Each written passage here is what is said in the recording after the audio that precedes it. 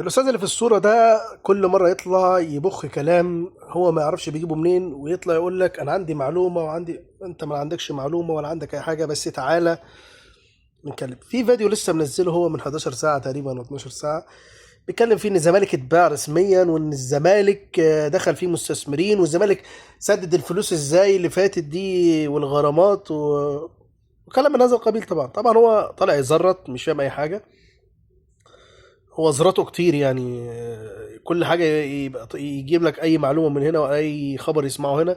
وطبعا هو بيعمل ده كله عشان المشاهدات تزيد عنده، لأن الشير والحاجات دي هيزيد عنده، لأن في متابعين بيحبوا يسمعوا الكلام ده وأكثرهم أهلاوية. ولكن بص يا سماك، الفلوس اللي جابها الزمالك دي دفع جزء منها ممدوح عباس، ودفع منها جزء ناس في النادي معروفين، وفي جزء كبير منها برضو من ارض اكتوبر اللي بتتبني حاليا واللي داخل فيها مستثمرين.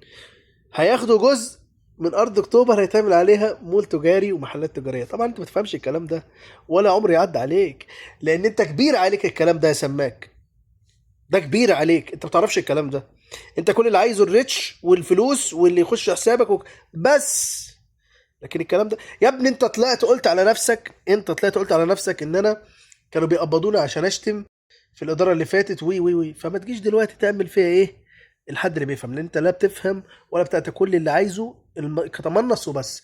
فابعد عن الزمالك، عشان انا مش هسيبك الفتره الجايه، لان انت عمال ترمي كلام زي الزفت ولا عارف اي حاجه. وكل ده اجنده انت بتعملها، انت عارف بتعملها لصالح مين ومين اللي بيقبضك.